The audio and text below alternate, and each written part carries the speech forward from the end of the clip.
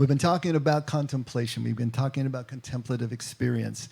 And we're just getting up to the end of really trying to tie all of this together. And one of the things that I've been saying in here for years is that if we do nothing else, as long as we can show people where the X is over the treasure on the map, that's about as much as we can do. I mean, that's a good thing. Because then when you're digging, you're actually getting to where you want to go, and you're not just digging holes, see? We got to get the treasure, the X over the treasure. Got to get this together. Oh, she's looking for her thing. Yeah. And so this has been something that I've been thinking about. How do we most clearly communicate, what obviously can't be communicated, express what is inexpressible, but communicate the direction, communicate what it is that we're trying to do when we're trying to do contemplation. And so I always remember I have the voice of the main pastor who was forming me when I was doing pastoral formation and pastoral training. And he said, when you're doing a sermon, never use yourself as a sermon illustration, But it's like, how am I going to do that? I mean, my experience is what I can tell you. My experience is how I can maybe try to illustrate the mind bending that I went through trying to get these concepts, and then hopefully that can help you to see where the X is over your treasure map. And so what I wanted to do is to read a short journal entry that I wrote in 1993. September 21st, 1993, and I started at 6:45 a.m. Yeah, and they say I'm OCD. Come on. But this was just 6 months before Marion and I were married, and I was living alone in an apartment in Huntington Beach, and I had my routine. I was working at being a monk in the city. That's what I was. My whole thing was just to keep silent, to keep still, to keep solitude, to keep all those things, and to see what I could accomplish. And so this is what I wrote that particular morning. Down by the pool, near the waterfall, in semi-darkness, listening to the water. Are you in the water, Lord? When the leaves move high overhead, are you in the trees? Where are you? Where do I go to listen? What do I listen for? How do I listen? Do I strain? Do I relax? Is it obvious? Subtle? Elijah in the cave hiding from Jezebel knew how to listen, what to listen for. Even in his despair and self-pity, his desire to die, to give up, he knew the sound of your voice. When the wind tore into the mountain, he knew you were not there. The earthquake, the fire, the same. But when the still voice, the whisper barely displaced the air at the back of his cave, he wrapped his mantle around his face and went out to meet you. I love that image. Silent compliance, obedience, submission. I look down and I see ants on the ground swarming over something, carrying off pieces of it in the long, snaking column back to their queen. Such great activity, so much effort, so completely silent. I look, no sound. Yet I imagine if I was suddenly ant-size, standing near, the sound would be of a fierce battle or frenzied construction site, tearing, scraping, scuffling, buzzing. I'd put my hands over my ears and run. But hearing nothing, I sit back and watch. Soundproof. My ears are too big for such things. The mass of my eardrums cannot be moved, vibrated by such small variations in air pressure. If I could somehow thin them out, refine them, a new world of sound would open up until I could hear the ants. I think that's where you are, Lord. Right in front of me, like these ants. Shouting, talking, waving at me right before my face. But I hear only what I'm capable of hearing. See what I'm willing to see. Relate as my spiritual, emotional maturity dictates. I think your revelation is all around me, and I walk right past, through, in despair, because I can't find it. Does it frustrate you, Lord, that I'm so deaf and blind? that my ears and spirit are too thick and heavy to be moved by you? Do you get tired of waving your arms and shouting from behind the glass I put up between us? Elijah knew how to listen, yet still despaired. I can't hear and despair too. Whose despair is blacker? The despair of knowledge or ignorance? Elijah came out of his cave at your call. I only pray that I hear when you call me out of mine. So 29 years ago, 28 years ago, that was a snapshot of the condition my condition was in. If you remember that song, then you're dating yourself. If you want to get an extra bag of cards, who sang that song? Anybody? I bet Vernon knows back there. He's shouting out, first edition, Kenny Rogers, right? So it's the snapshot of the condition my condition was in, early in my spiritual formation. Now, what was my condition? There's some clues in the journal entry. What was I thinking? What was I feeling? What was I doing at that moment when I wrote those words? I can tell you, and some of it's in what you just heard. What I was thinking is that I had no idea how to find God. I had no idea how to hear his voice. I had no idea how to pursue the presence of God. And I had the sense that I was doing it all wrong. And so I was thinking about that constantly. I must be doing something wrong. This is not working out. It's not giving me the desired result. So what was I feeling at the moment? I was feeling a lot of anxiety. I was worrying, even despair over ever being able to get it right, to be able to connect with God the way I heard others were connecting with God, which of course is a kiss of death, to compare yourself to somebody else's expression of what they're experiencing, which has nothing to do with the actual experience of it. It's just an expression. But to compare those two, it's like comparing the best of one system to the worst of another and think you're getting somewhere in the neighborhood of apples to apples. But I was doing that a lot. But what was I doing? Well, I was trying to be a monk in the city. I was trying to keep my apartment as a monk's cell, quiet. And I had my routine, daily routine. I was up at 5 o'clock every morning, out the door by 5:15, running until in the neighborhood of 6:15. And then I'd go and sit by the pool. And I'd cool down there and I'd do a centering prayer sit. And then from there I'd go back upstairs, and usually I would journal for a while and then get ready and start the workday. And I did that 5-6 days a week. Sunday was different because I was going to church, but that was the routine, day in, day out. And then at night, there was be more running and journal entry and this and that. But I was trying to keep this practice, this program that I had set for myself going. And I kept on doing it, day in and day out, even though I didn't feel in a lot of ways that I was getting it, quote unquote. But the awareness in me was building, and I was completely unaware of it. It was building, but I didn't know it. I didn't see it. I didn't recognize it, I suppose, in the way that I expected it to be. And so I was looking at something else, but at least I kept showing up. And this journal entry is an example of my awareness starting to break through into a consciousness. I mean, at least I was starting to understand that God was right in front of my face. He wasn't out there someplace for me to go and journey and seek and find. He was right here.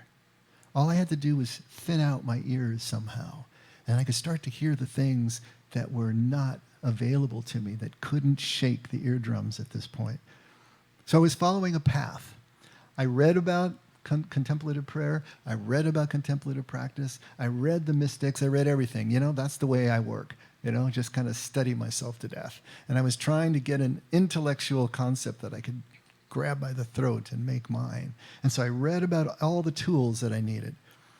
And then I built my own program based on everything that I was studying. And I kept showing up to that program. Even though I had no idea how it really worked, I just was showing up to what I had read about and what I had been told about. And so I showed up every day at 5 a.m. and I started the process. And it seems like this entry would indicate that I was starting to get it, right? I was starting to have a breakthrough, starting to understand how this whole thing really was going to work. But at the time, I remember there was still no sense of certainty. There was no sense of relief that I felt at the moment, even though I put those words down on paper. Now, my writing would always come after the run. The writing would happen after the run and after the centering prayer sit by the pool outside. And when I sat down to write, I would keep it as automatic as possible. In that sense, I wasn't thinking about the actual words. I wasn't thinking about grammar and syntax, even though it came out that way. You know, it's amazing when I look back at the actual handwritten journal, there's no edits. I wasn't editing it. You know, there might be a cross out here or there if I just flubbed a word, but I was trying not to think about the words. I was just putting things down. It was amazing how it would flow in that order. The run, which was a prayer. It was my time of prayer. And then the actual sit was another time of getting out of the way. And then I'd go up and write, and stuff was bubbling up that I had no idea about, and it would just flow. It was as if I just was putting the pen down on the paper and watching the words form as they went across line by line. And I was just part of the process, but I wasn't really in charge of the process. And yet when I read that, it was lucid, it was rational, it made sense, right? So was I thinking about what I was going to write as I was running? Was I thinking about what I wanted to put down when I was sitting by the pool? I remember that morning. I remember when I saw the ants that morning. You know, I remember the run. So often the runs that would start in the dark, right? And it was a route that I took, same route every time, went through Golden West College and came back around. And I would just follow, I remember calling them the rivers, the concrete rivers, the sidewalks, right? I would just follow the sidewalk. And I had the path already memorized. And so I would just follow my path, and it was automatic. And I had the sense often, and I remember this morning as well, that I'd be floating above myself and just being carried along for the ride. You know, not forming words, but a time of that kind of connection, that type of prayer. And it would be a good run. And then I came back and I would sit. And I remember just opening my eyes and looking around and seeing this big knot of ants around something that had died. I don't know if it was a snail or what it was. You couldn't see. It was covered with ants. And then this column that went under the chair and snaked off somewhere into the bushes. And I was just sitting there watching it. But there were no words. I wasn't thinking words at the time. I just remember watching this and just being a part of this process. It was later when I sat down to write that I realized, or I guess I found out what my brain was thinking, because it actually then formed words. And it really wasn't so much while I was writing. It was afterwards, coming back and reading it again, that it started to make a different kind of sense. And so I was really sort of an observer to the whole process that morning, even the writing. Just put the pen down, watch it move across the page. Now, I know that I had read 1 Kings recently, so I had the Elijah story in my mind. So that was already in there, right? And I had been worrying constantly and feeling kind of desperate about the fact that I wasn't really getting this. It didn't seem like I knew what I was doing. And I had just seen the ants, of course, as I was sitting there. And then it all came together on the page as I put the pen down. And as I read it later, I started to see something there. But it wasn't a conscious breakthrough at the time. It was just another piece of a puzzle, I think, is the best way that I can put it. Another piece that seemed to fit over here. And so I didn't know it at the time. And I didn't have the vocabulary to express it. But doing the practice that I was doing every day, regardless of how I felt about it, regardless of where I felt it was taking me for a ride. It was taking me someplace. The repeated running, the repeated sitting was what I was doing to create a wordless experience of being. Now, I can express that to you now, but I didn't experience it cognitively that way. I was just doing the do, right? Now I can say I understand how I was creating that environment. I was creating that ability to have this wordless experience of just being somewhere. And this time of just being over and over again created an expression that was peculiar to me. I wrote it down. You might not want to write it down. Maybe you're going to draw it. Maybe you're going to dance it. I don't know. We all are going to express the experience of being that we have in some way, but it'll be peculiar to each one of us, the way that we express ourselves. And so this is what was happening as I was just spending this time in this place. We talk a lot about contemplation. We talk a lot about mysticism in here. And maybe those words sound like they're interchangeable to you. Contemplative, mystic. Contemplation, mysticism.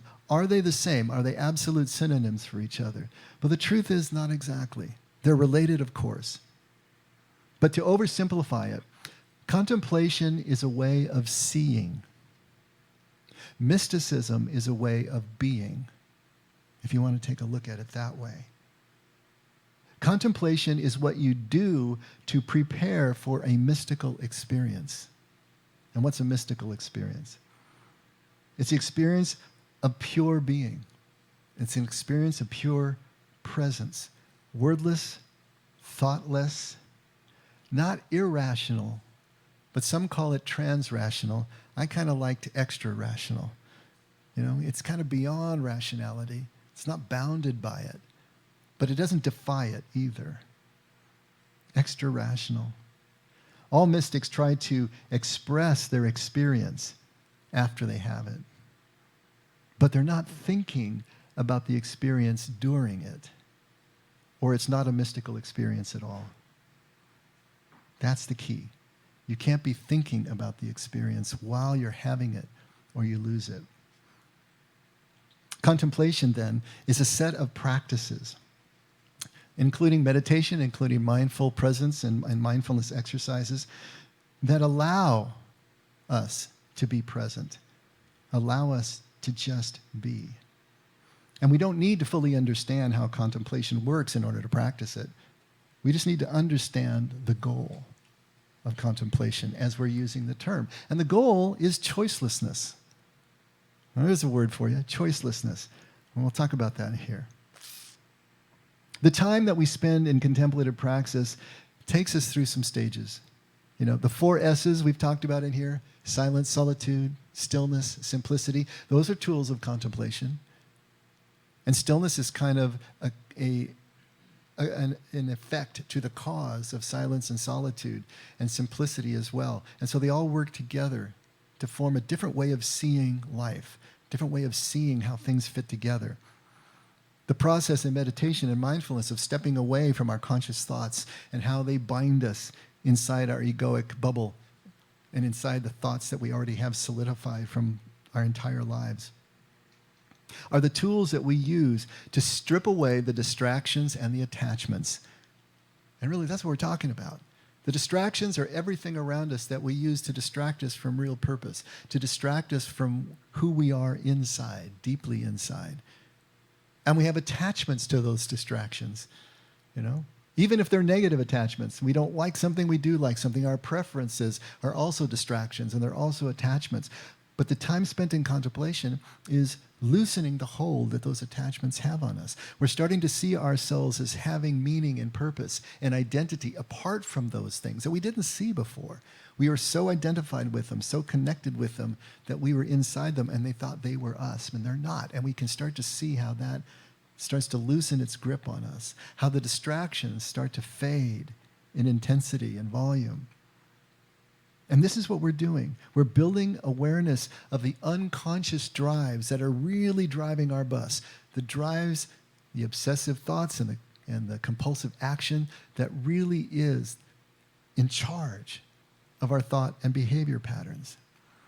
And this time spent using the tools of contemplation are creating the necessary balance in us, the mindful presence in us, to be able to realize the essential connection of everyone and everything. And then after that, we build the awareness to become aware of this choicelessness that I was talking about, what we're really doing in contemplation. The idea in contemplation is not to become passive. You can still be very active. Someone just asked me a few days ago, he said, I'm really having trouble with this idea of contemplation as we've been talking about it because I feel I need to get active politically in my hometown. He's in another state. I said, well, contemplation is not passive. Contemplation doesn't negate action. What contemplation will do is prepare you so that when you do act in your community in one way or another, you'll actually be a part of the solution and not just more of a part of the problem. Because you'll be able to come at that position, that activity, that cause, whatever you are doing, with some balance, with some emotional regulation, with your obsessive and compulsive thought patterns in check. Occupying liminal space so that you can see both sides of an argument and you can see the person opposite you as still being a person of value, still being someone that deserves your consideration, to listen to what they have to say. This is what contemplation is preparing us for, to be not unaware, but hyper-aware, not checking out, but actually aware of everything that is going on, both sensory input, internal thoughts, feelings, outside voices, to be aware of all of that, but to choose not to let your focus go to a point on any one of them. That's how we can kind of define a thought. A thought is our focus coming to a point on any one item. That would be a thought. Normally with words attached, right?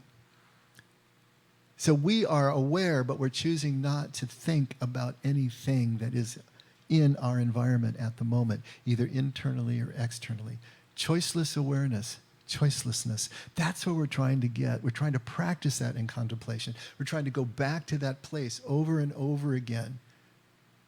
Be able to repeatedly get there and get there quicker and quicker and stay there longer and longer. So we have that as a tool in our belt.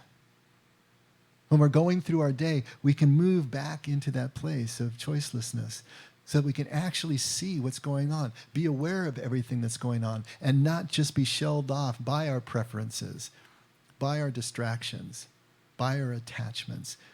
We can transcend them. We can see what's going on and stay in that place of choicelessness and just be able to choose, decide. This is where we're trying to do. This is the X over the treasure on the treasure map.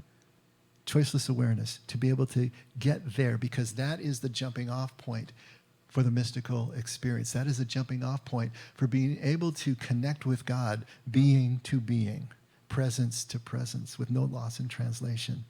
As we've said so many times, God's native language is silence. What else could it possibly be?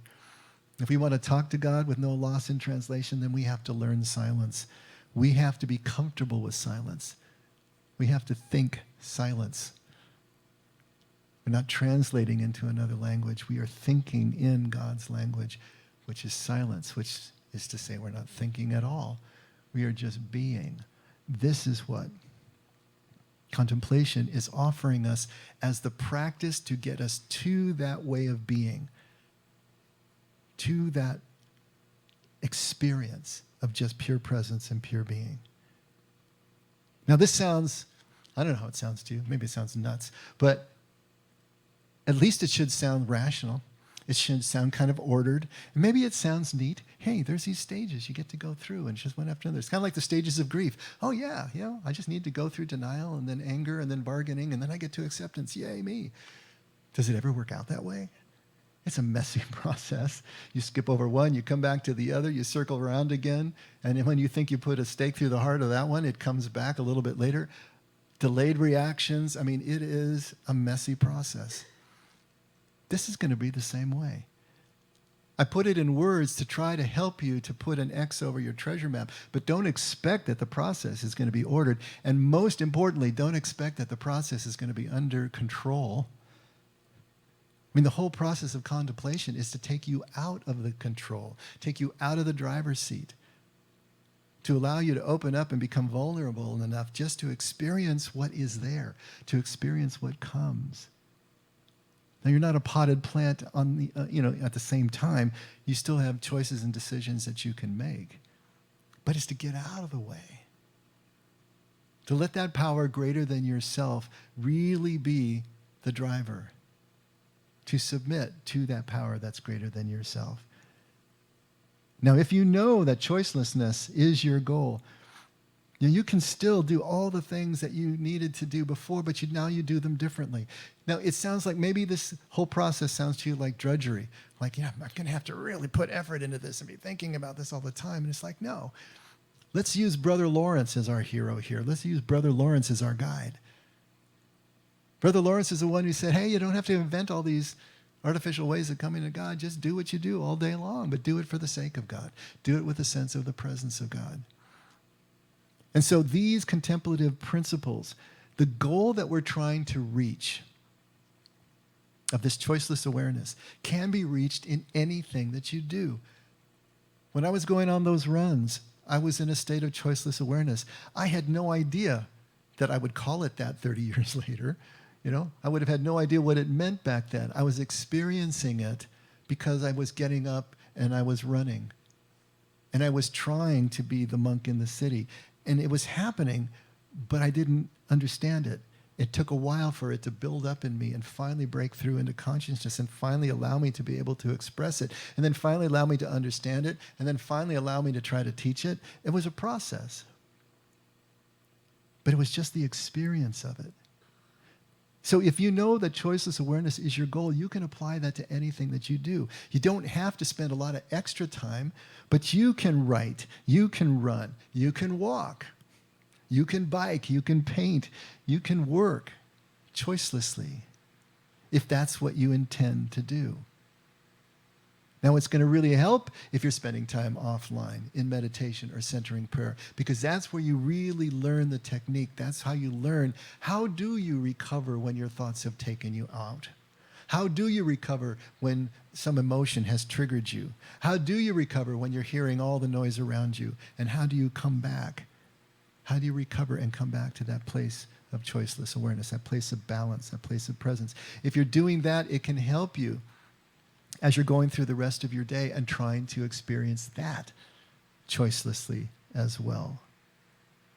And of course, yes, we do have to think at times. We do have to plan. We do have to conceive projects and do whatever we do. But as soon as we do that, like a prairie dog sticking his head above to get the lay of the land, drops right back down into the burrow because that's where he lives.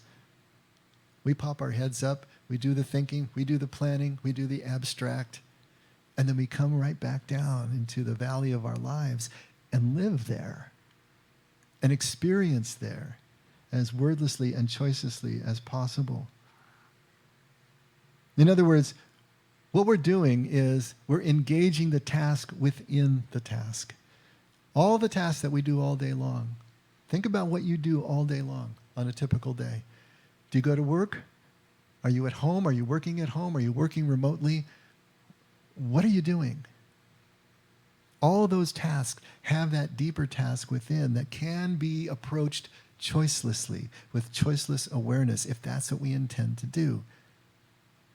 Now that means that we have to have the mechanics of our task enough under our fingers that they're in muscle memory. Think of riding a bike. You're riding a bike. How long has it been since you rode a bike? It's like riding a bike. Get back on a bike. It'll be there for you, right?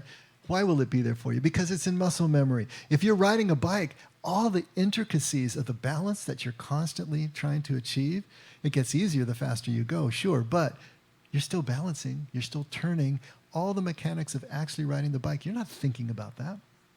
If you are, you're probably going to fall.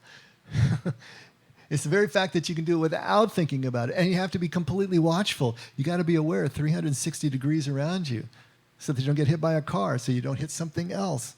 Don't hit that curb, that stop sign. All that is going on, and you're not even thinking about it. You're aware, you're hyper-aware, hopefully, but you're not thinking about it.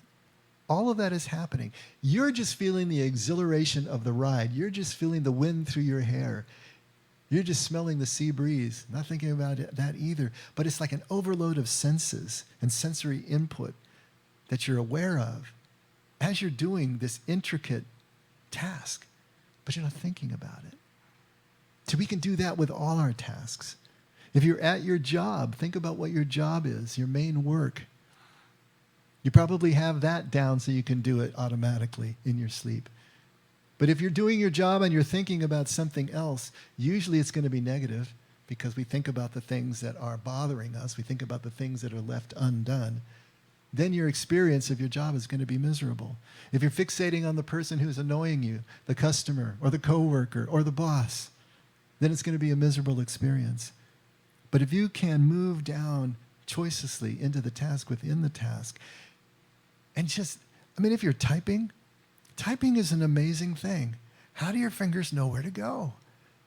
You can close your eyes and you can visualize the keyboard, and that's an amazing skill. And we just do it without thinking about it, without any kind of gratitude or amazement about what it really is when we're typing, like riding a bike. You're typing. You're reading. Everything we do is really amazing if you think about it. What's really going on, that we can transmit thoughts by these little shapes on a screen, and it can go around the world like that. This is incredible stuff. To be aware of that without thinking about it, and to understand how this work connects with somebody else's work, and how this serves this person over here, and the web of connection, and how everything you do creates ripples that connect with everyone else. Can that be a part of your experience, not rationally, but experientially? Can you start to appreciate what it is that you do as a cog in the wheel of something larger? You will have that choiceless experience throughout your day. You will have what Paul calls praying continuously. If we can move into that space, and if you actually add in the quiet time we're talking about, the carved out time, what I like to call offline time, so that you're actually practicing these techniques, then so much the better. Add in that formal practice, add in meditation, add in centering prayer, add in journaling. Anything that you can also do choicelessly, contemplatively, so that it's adding to your ability when the going gets really tough to be able to recognize that, and recognize that your reaction is not who you are. It's a part of you. But you can step aside from it, recover, and come right back into the moment again, and get better and better at doing that, and maintaining the kind of balance that others will recognize in you as something that they need in their lives. You'll find people coming up to you and asking you for advice, wanting to talk to you about just the things that they're going through. And you'll find that they then can use you as a model to get themselves regulated. That's the way this works. To be part of that whole web, that whole tapestry, right? And before you know it, you're a monk in the city. That's the way this works.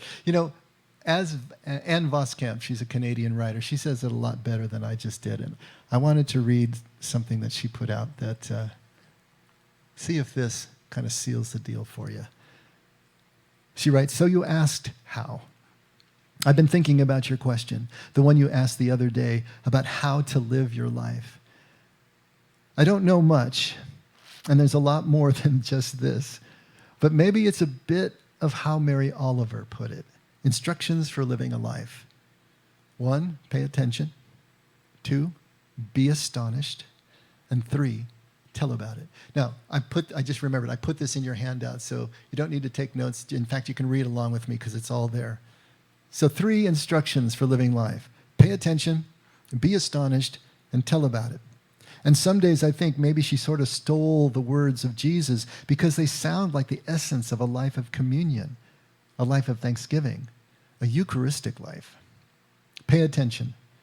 Pay attention to the shades of the sky over you, and the smell of the soil under you, and the unexpected ways of the souls all around you.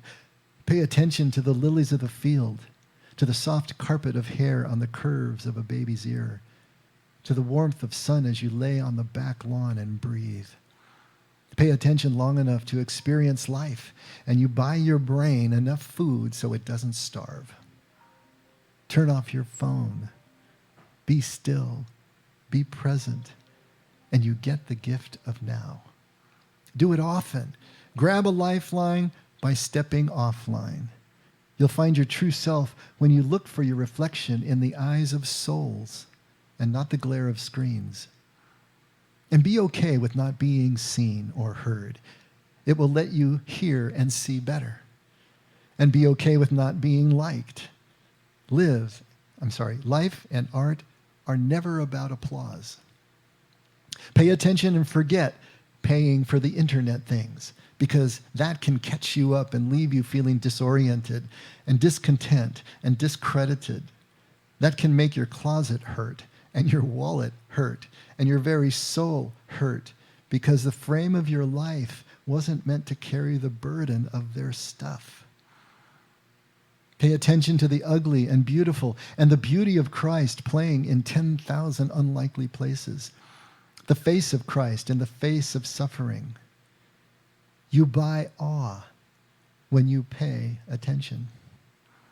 Practice paying attention, and you daily practice the scales of creativity. Pay attention and let go of perfection. Perfectionism is slow death by self. It will kill your skill, your spark, your art, your soul. And then go ahead and be astonished.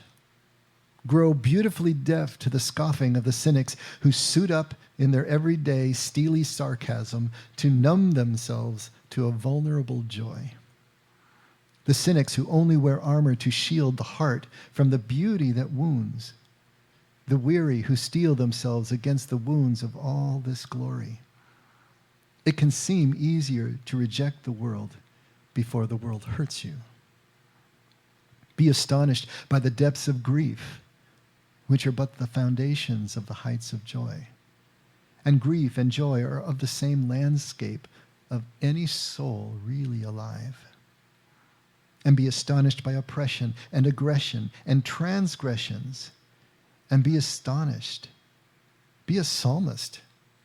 And be admonished to just be ravished by a world that makes children laugh, wonder at the spray of sprinklers and the splatter of water balloons. And go ahead and be like a child and say again to the rising of the sun, and again to the crashing of waves, and be astonished like the children, for theirs is the kingdom of heaven. Don't go to bed at night until you've read from the dictionary, the lectionary, and pages of poetry are absolutely necessary. Then go tell about it.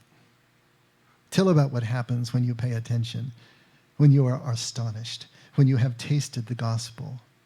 Tell it to the kid lost in the park, the guy lost in the dark, the family losing their matriarch, a lost generation that needs to be marked by him before they can make a mark for him. Pay attention. Be astonished. Tell about it. Pay attention, but pay attention choicelessly, thoughtlessly, wordlessly, contemplatively.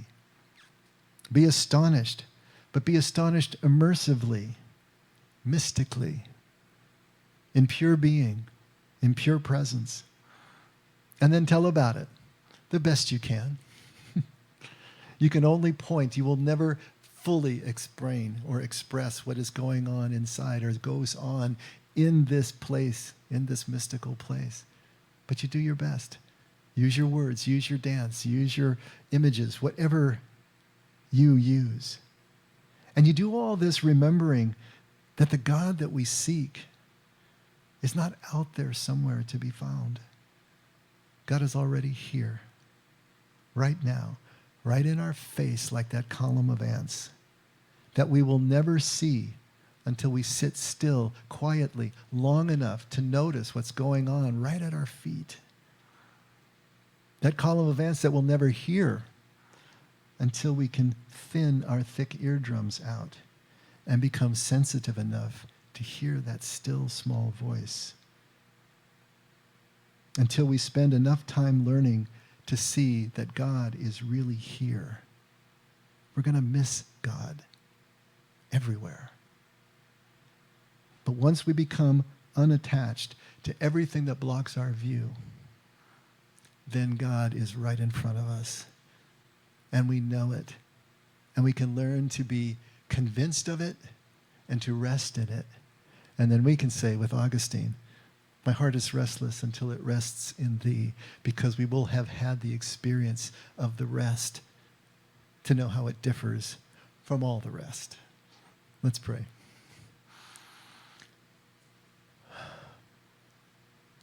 Father, help us. We're all at different places on this journey. We're all coming at this with different life experience,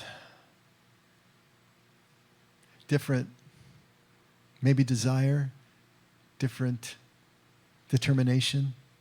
We all want the same thing, Lord. But meet us wherever we are and help us to get a step closer to you, and then another step after that. Help us to understand enough of what the goal that you've been trying to show us and trying to teach us is, so that we can, in all our moments, turn our consciousness, our awareness toward that goal, to find it in the daily activities of our lives. And then to spend and carve out the time that we need to learn more and more of what it means to be fully present to you and each other. We want this, Father. Help us to want it enough to actually begin and see where the road takes us. But in everything we do, help us to get more and more comfortable with the idea that you are always right here, as close as our next breath, closer than our next thought. That we don't have to go looking for you. We just need to back into your embrace. Thank you for this, Lord. And thank you for everyone and everything that you've given us to show us the way. Never let us forget we can only love because you loved us first. In Jesus' name, amen. Okay, let's all stand.